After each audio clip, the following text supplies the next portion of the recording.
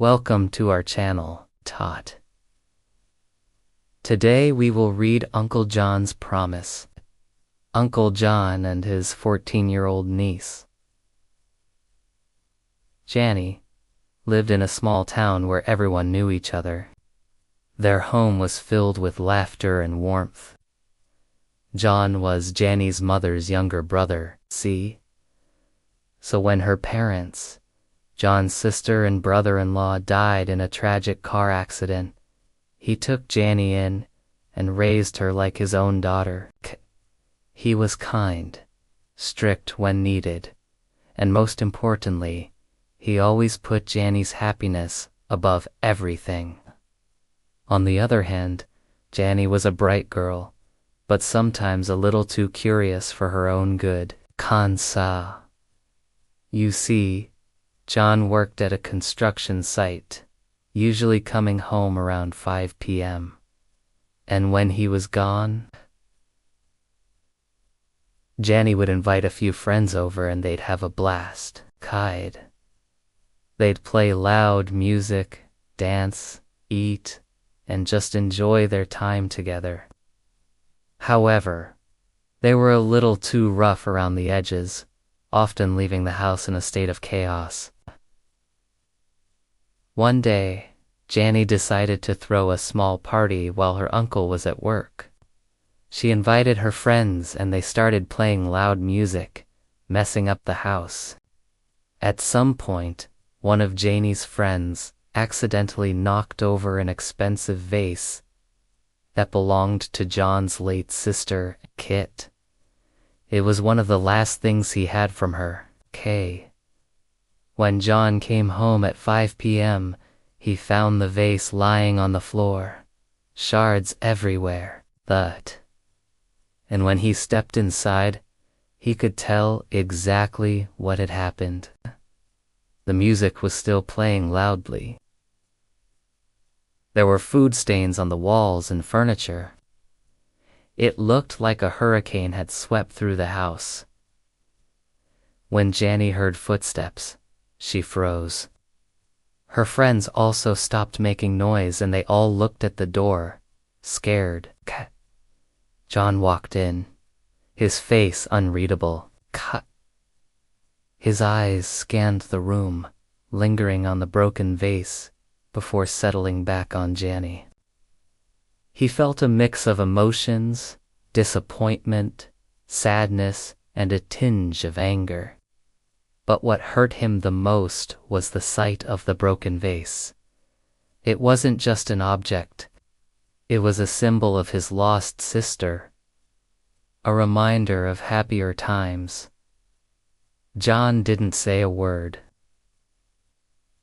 Instead, he walked over to Janny, looked her in the eyes, and asked quietly, "Did you do this?" Pisk. His voice was so calm that Janny's bravado crumbled. She couldn't meet his gaze. Lowering her head, she whispered, "I'm sorry, Uncle." Tears welled up in her eyes.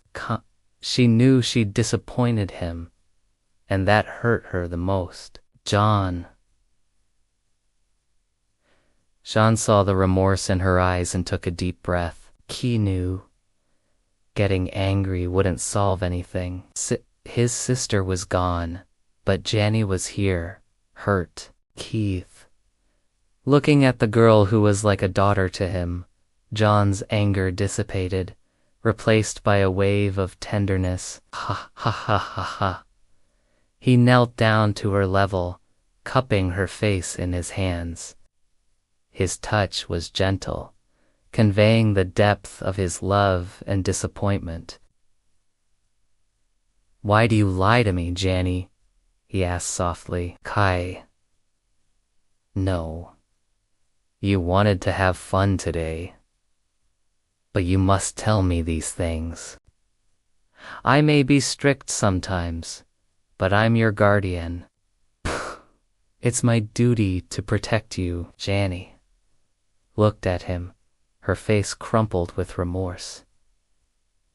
I'm sorry, Uncle. I won't do it again. John knew that she wouldn't. He could see the sincerity in her tear-filled eyes. Cut. But he also knew that she needed to understand the gravity of her actions. You know, he said, his voice still soft, things can be replaced, Janny, but trust. That's harder. Tuss. Promise me no more secrets. She nodded, burying her face in his chest. Close. And John, holding her close, believed her. He believed in her. As time went on, the broken vase was forgotten, replaced by a new one that Janny chose herself. The incident became a turning point in their relationship, forging an even deeper bond of trust, love, and understanding between them. For John, Janny wasn't just a niece. She was the embodiment of his late sister, a living, breathing reminder of the family he had lost. Raising her had been both a challenge and a blessing, and he wouldn't trade it for the world. In her, he saw the innocence of his sister, and in her care, he found solace, knowing that her memory lived on. Thank you for listening to the story told. If you enjoyed it, please leave a like and subscribe for more stories like this. Have a great day.